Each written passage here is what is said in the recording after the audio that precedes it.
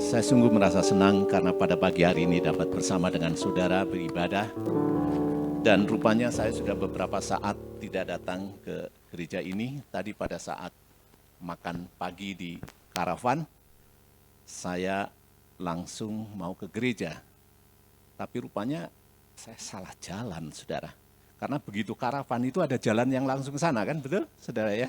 Nah saya pikir jalan itu. Tapi setelah saya lihat kok jalannya agak beda, di sini kok kayak tembok-tembok gitu.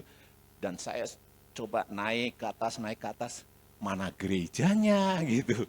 Ternyata rupanya saya tersesat dan saya harus balik lagi. Untung badan saya sudah semakin langsing, jadi saya tidak merasa apa-apa. Coba kalau saya segendut Pak Tony gimana saya kesulitan. Saudara-saudara yang saya kasih, Pendeta Irwanto meminta saya untuk berkhotbah dari 1 Korintus pasal 2, ayat 12 sampai dengan ayat 16. Dan Pendeta Irwanto meminta saya berkhotbah dengan tema ajaran Roh Kudus dalam diri orang percaya. Ayat-ayatnya sedemikian seperti abstrak, saudara, sehingga tidak mudah untuk segera dicerna. Nah, oleh karena itu saya mencoba untuk membaca berkali-kali. Pak Irwanto, selamat pagi. Kalau kasih tema, tolong dong ayat-ayatnya yang agak ringan sedikit. Ini saya harus membaca berkali-kali. Selamat pagi Pak Irwanto. Nah, saudara, saya coba menangkap apa yang dikatakan oleh firman Tuhan, dan saya coba untuk menyajikannya kepada saudara dengan secara sederhana, sehingga saudara dapat menangkap apa pesan Roh Kudus kepada saudara dan saya. Nah, sebagai pendahuluan begini. Di Bogor ada seorang gadis cantik bernama Pipin. Pipin anak Pak Toto, tiba saatnya bagi dia untuk berkuliah di Yogyakarta. Nah, pada saat dia berkuliah di Yogyakarta, karena memang dia adalah seorang Kristen yang sungguh-sungguh, maka setiap seminggu sekali dia datang ke gereja dan di samping itu dia mengikuti persekutuan mahasiswa Kristen. Nah, di persekutuan mahasiswa Kristen itulah dia bertemu dengan seorang laki-laki, seorang mahasiswa. Oleh karena itulah maka mereka berkenalan dan si laki-laki itu tertarik kepada Pipin dan akhirnya mereka berpacaran. Nah, saat berpacaran itulah diketahui ternyata si laki-laki ini gemar sekali berjudi. Gemar sekali berjudi. Nah, berulang kali Pipin meminta kepada pacarnya ini untuk menghentikan kebiasaan buruknya ini. Tapi rupanya pacarnya bersikeras dan tidak mau merubah. Tetap saja dia bermain judi, dan bermain judi. Nah, singkat cerita, akhirnya Pipin merasa tidak cocok dengan dia. Akhirnya mengatakan terus terang bahwa kita tidak bisa melanjutkan hubungan percintaan karena kamu tidak bisa menghilangkan kebiasaanmu, yaitu bermain judi. Akhirnya berpisahlah mereka. Saudara-saudara, kalau di teologi ini dinamakan konversi psikologis. Laki-laki yang melakukan seperti itu dinamakan konversi psikologis.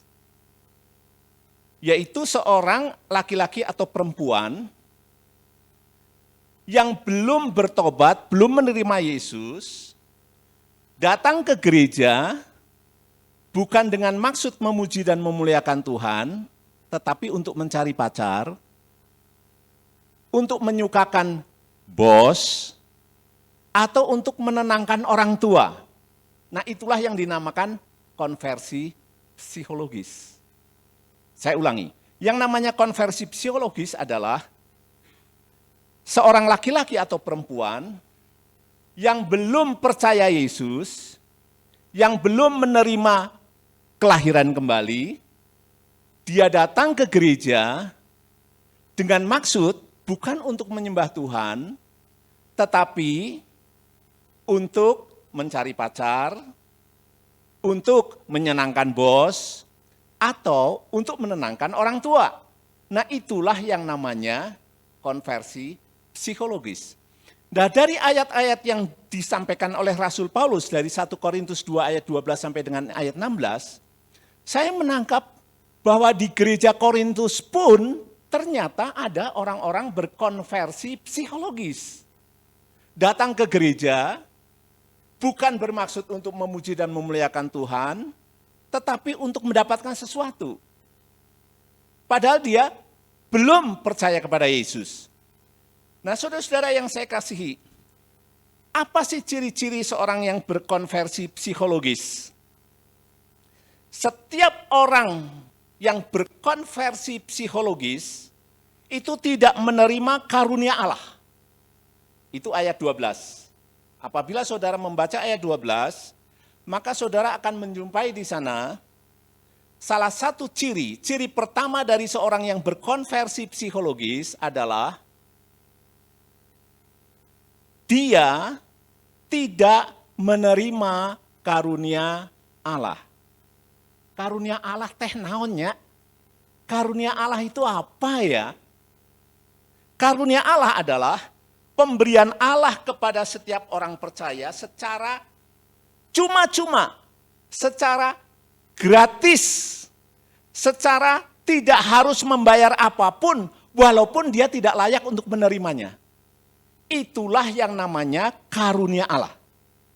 Jadi yang namanya karunia Allah, saya ulangi supaya saudara jelas, yaitu pemberian Allah secara cuma-cuma, secara gratis, tidak harus membayar apapun kepada setiap orang percaya, walaupun orang percaya itu sebenarnya tidak layak untuk menerimanya.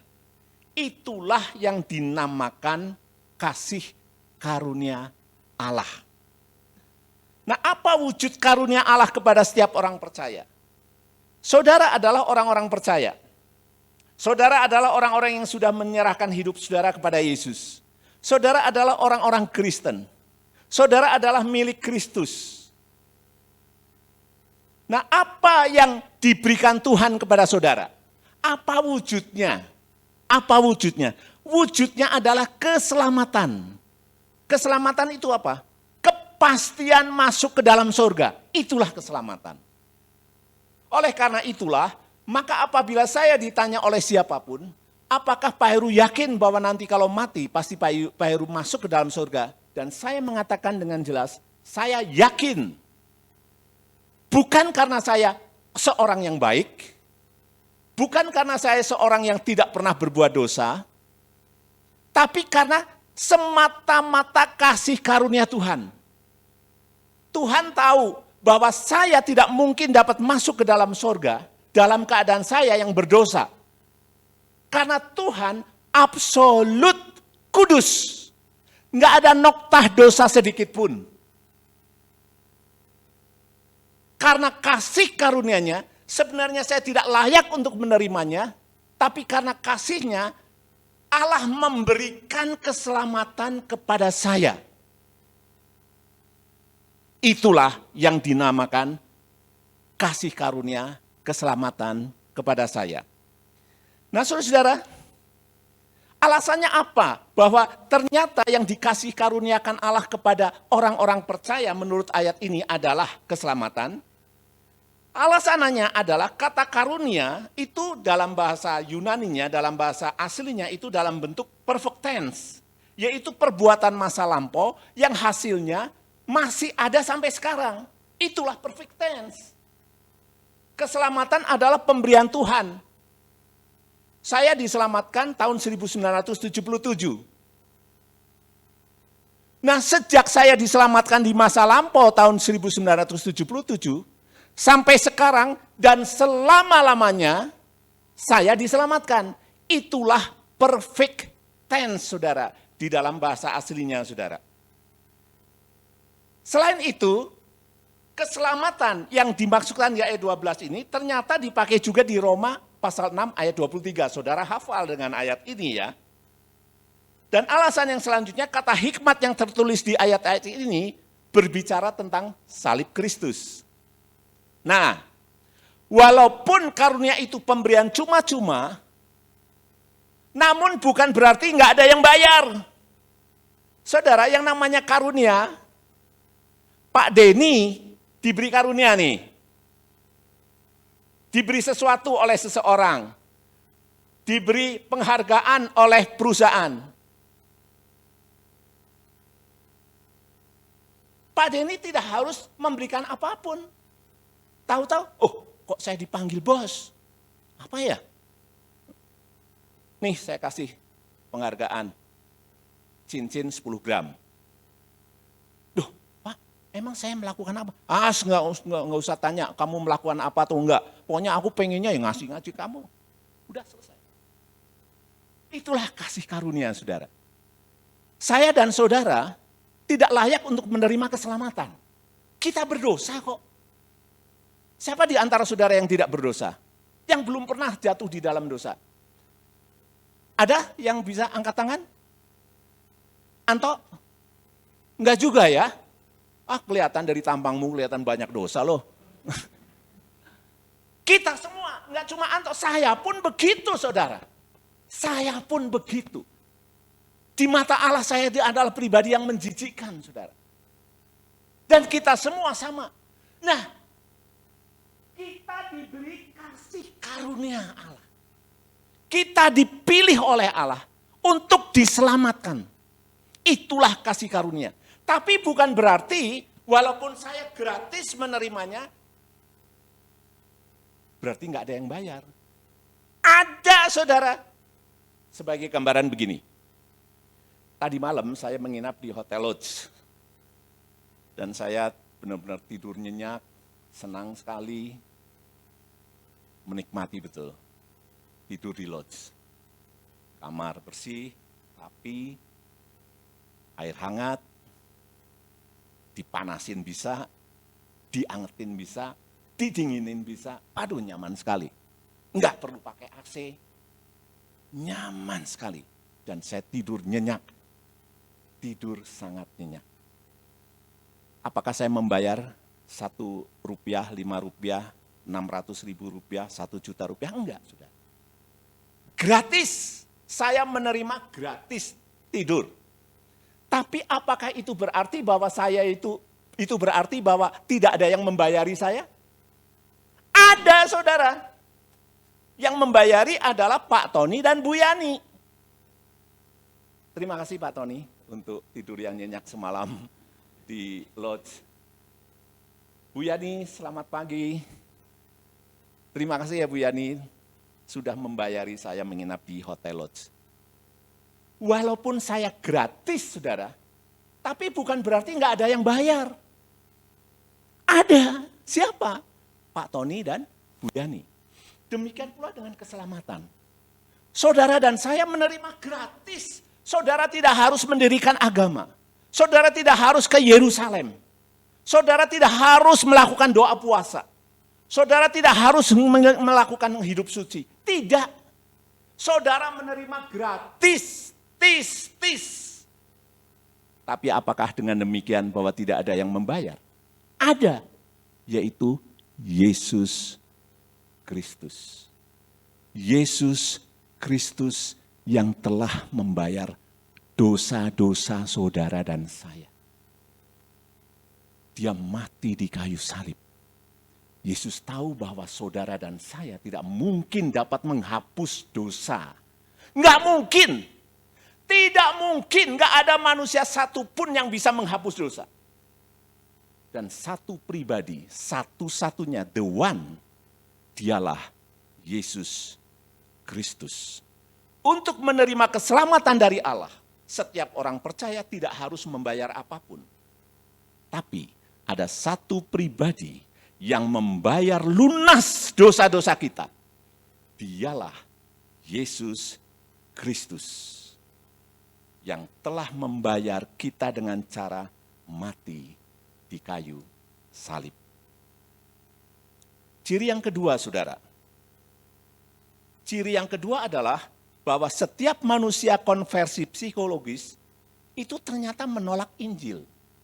Kalau tadi yang pertama, ciri yang pertama adalah bahwa setiap orang berkonversi psikologis itu tidak menerima karunia Allah. Tidak menerima keselamatan. tidak menerima keselamatan, apakah itu berarti bahwa Allah tidak memberikan keselamatan kepada dia? Memberi, saudara. Allah memberi keselamatan kepada orang-orang di luar kita. Tapi masalahnya mereka menolak. Misalkan, pada pagi hari ini saya memberi sejumlah uang kepada Mas Yohanes. Tapi Mas Yohanes diem wae, cicing-cicing wae. Tidak menerima, bahkan menolak. Kira-kira Mas Yohanes menerima keselamatan enggak? Enggak. Apakah saya sudah memberikan? Memberikan. Apakah saya sudah memberikan uang? Sudah memberikan. Tetapi Yohanes tidak mau menerimanya. Nah, kenapa orang-orang di luar kita, mereka tidak menerima keselamatan? Karena mereka menolak. Apakah dengan demikian bahwa Allah tidak memberikan keselamatan kepada mereka? Memberi, saudara. Memberi kepada seluruh dunia. Tapi ada yang mau dan ada yang tidak. Ada yang mau dan ada yang tidak. Nah, ciri yang kedua adalah bahwa setiap manusia konversi psikologis atau manusia duniawi itu menolak Injil. Siapakah manusia duniawi itu? Manusia duniawi adalah the man without the spirit. Mereka adalah orang-orang di luar Kristus. Mereka belum lahir baru. Mereka menolak Injil. Mengapa mereka menolak Injil? Karena bagi mereka menerima Injil itu dianggap sebagai kebodohan. Kebodohan. Mereka bersandar pada filsafat. Seperti kita ketahui, saudara, bahwa kota Korintus di mana Rasul Paulus itu menulis surat kepada jemaat, kota Korintus adalah kota yang dipenuhi dengan filsafat dan gnostisisme. Di sana banyak ahli-ahli filsafat. Gnostisisme itu sedemikian berkembang di kota ini. Mereka mengandalkan otak mereka. Mereka lebih tertarik kepada filsafat daripada Injil. Hal ini terjadi adalah karena mereka belum lahir baru. Sebagai gambaran begini. Saya punya teman pemain tenis. Waktu main tenis itu saya punya teman. Temannya itu macam-macam. Nah, salah satu teman seorang dokter gigi. Dia orangnya pintar sekali, saudara. Dan teman-teman saya, baik saya seorang Kristen maupun yang Muslim, tahu bahwa teman saya ini yang dokter gigi ini, itu ateis, saudara. Sama sekali nggak percaya kepada Tuhan. Tuhan dia adalah ilmu pengetahuan, iptek. Dia bilang begitu. Saya pernah main ke rumah dia, makan dan berdiskusi. Sama sekali tertutup terhadap Injil. Enggak cuma kepada Injil, kepada ajaran agama apapun dia menolaknya. Dan bahkan kalau di lapangan tenis, kecenderungannya malah dokter gigi ini suka ngeledek kepada orang-orang beragama, saudara. Dia menolak, saudara. Dia tidak percaya adanya Tuhan. Dia menolak adanya Tuhan. Saudara-saudara yang saya kasih, manusia duniawi atau manusia berkonversi psikologis adalah orang-orang yang masih hidup dengan keinginan-keinginannya. Tidak memiliki hubungan dengan Allah. Saya rupanya orangnya benar-benar manis ya.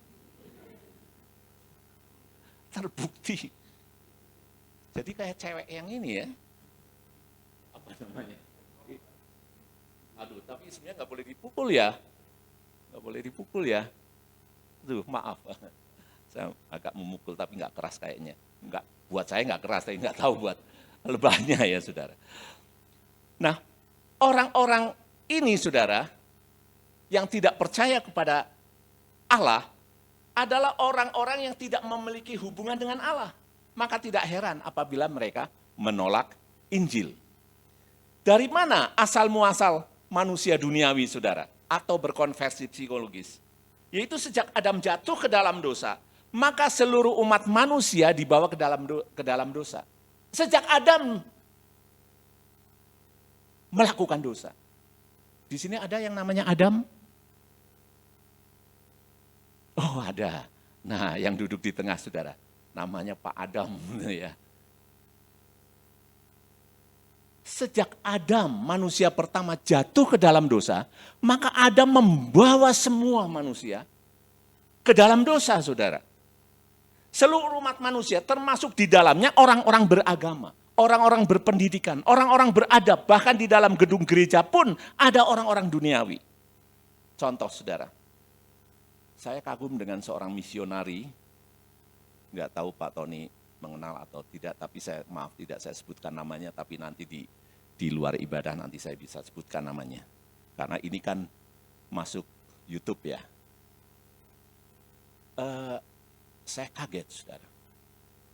Pada waktu saya masih menjadi mahasiswa di Sekolah Tinggi Teologi Baptis Indonesia di Semarang, kalau beliau datang dari luar kota dan berkhotbah, saya seolah-olah tidak mau kehilangan satu kata pun dari khotbahnya, saudara. Karena khotbahnya bagus sekali, saudara. Pada saat itu dia mengajak kepada mahasiswa untuk ayo menulis, ayo menulis, ayo menulis. Nah dia khotbah dari Alkitab, sangat Alkitabiah sekali, tentang pentingnya menulis katanya begitu. Wah bagus sekali khotbahnya, saya suka sekali dan dia menjadi salah satu pengkhotbah favorit saya. Singkat cerita, dia pensiun, kembali ke Amerika Serikat. Dan saya kaget pada saat saya mendengar dari teman misi yang lain, bahwa beliau sekarang sudah menjadi ateis. Saudara, ternyata manusia berkonversi psikologis tidak hanya berada di luar gereja ini, saudara. Juga bisa berada di dalam gereja ini. Bisa, saudara. Yaitu pada saat saudara datang ke gereja hanya bermaksud untuk menyenangkan bos, atau karena mencari pacar, dan sebagainya. Tidak untuk memuji Tuhan, dan padahal saudara belum mengalami kelahiran baru. Dan itu bisa terjadi di gereja ini. Bisa terjadi di gereja-gereja lain, saudara. Sangat mengerikan, saudara-saudara. Saudara-saudara yang saya kasihi, manusia duniawi bisa secara tidak terbuka menentang apa yang berasal dari Roh Allah. Dan ini bila terjadi pada diri seseorang yang tampaknya rajin ke gereja, tapi tidak menikmati firman saat membaca Alkitab. Pada saat membaca Alkitab, hanya sekedar gugur kewajiban. Tidak menikmati firman saat membaca. Tidak menikmati keintiman dengan Tuhan saat berdoa. Ingat, seorang manusia rohani selalu punya keinginan untuk berkomunikasi dengan Tuhan. Ada di antara saudara yang mengenal Pak Daniel Chung ya. Elia kenal ya, Pak Daniel Chung ya. Dia adalah seorang misionari dari Korea. Saya mengenal beliau sudah lama dan saya kagum dengan pendeta Daniel Chung beserta ibu. Yaitu dalam hal berdoa, saudara. Saya kagum dan saya sulit untuk mengikuti teladannya, saudara. Pernah satu saat dia datang main ke rumah saya di Pastori, di Jalan Sawo Jajar. Setelah itu, saya menyambutnya, silahkan duduk Pak Daniel Chung. Iya, baru saya berdoa dulu ya. Iya, silahkan berdoa dengan ibu, doa. Saya duduk, menemani beliau berdoa. Lama sekali saudara doanya. Lagi bertamu di rumah saya, tapi doa di ruang tamu saya lama sekali saudara. Lama sekali. Akhirnya saya nggak tahan, lama sekali. Akhirnya saya masuk ke kamar dulu, saya ngerjain apa gitu ya. Kamar gitu. Sudah, ini pasti udah hampir selesai nih. Udah, saya masuk lagi ke ruang tamu. Dia masih berdoa dan masih berdoa lama saudara. Enggak tahu apa saja yang didoain, saudara. Luar biasanya itu. Seorang hamba Tuhan yang sedemikian dekat dengan Tuhan, pasti selalu ingin berkomunikasi. El, kamu sudah punya pacar belum? Elia. Kau nunduk, kayaknya malu. Sudah ya. Nah, seorang yang punya pacar, itu punya kecenderungan ingin berkomunikasi dengan pacarnya. Wah, kalau ketemu dengan pacarnya, aduh, udah kayaknya nggak habis-habisnya. Saya ingat tuh dulu, pada saat saya menjadi ketua mahasiswa di Seminari Teologi Baptis Indonesia. Di ruang tamu, di ruang sosial, namanya ruang sosial. Mungkin sebesar ini, saudara ya, ruang sosialnya. Itu di sana ada tempat duduk, di sini ada tempat duduk, di sini ada tempat duduk, di sana ada tempat duduk. Tujuannya adalah, bila ada tamu orang tua dari mahasiswa yang datang, maka orang tua itu bisa berbincang-bincang dengan anaknya di tempat duduk, di pojokan sana. Kalau pada orang tua mahasiswa ada banyak yang hadir, ya ada yang di sana, ada yang di sini, dan ada di sana, membicarakan tanpa didengar oleh yang lain. Tapi apa yang terjadi, saudara? Ternyata kursi-kursi itu diduduki oleh siapa? Mahasiswa-mahasiswa yang sedang berpacaran. Di sana pendeta Edwin dengan Ibu Priscilla. Di sana pendeta Ihwe dengan Risha Tairas. Di sini pendeta Sumekto dengan Ibu Endriani. Dan di sini pendeta Rus Eko Prastyo dengan Lani. Nah, saya sebagai ketua mahasiswa, salah satu tugasnya adalah mengusir mereka, saudara. Woi, ini ruang sosial, bukan tempatnya. Wah, bubar udah. Pendeta Edwin bubar, pendeta Iwe bubar, pendeta Eko bubar, pendeta Sumekto bubar. Saudara-saudara yang saya kasih, kenapa mereka melakukan itu? Karena memang hubungannya dekat. Seorang yang sedang berpacaran hubungannya dekat itu cenderung ingin berkomunikasi. Betul Pak Marulam pada saat pacaran dulu? Seperti itu? Kok kayaknya ragu-ragu Pak? Itulah yang terjadi saudara. Demikian pula kita dengan Tuhan saudara. Kalau kita memiliki hubungan yang erat dengan Tuhan, rasanya waktu nggak cukup. Ingin berdoa, ingin berdoa, ingin berdoa, ingin berdoa, ingin berdoa, dimanapun berdoa. Dimanapun berdoa. Nah saudara-saudara, satu saat saudara, Pendeta Daniel Chung mengajak saya untuk makan Pizza Hut di Bogor. Pak Heru, kita makan Pizza Hut ya? Oh ya, oke, siap. Saya dengan Bu Heru diajak makan di Pizza Hut di Jalan Pajajaran. Kita makan.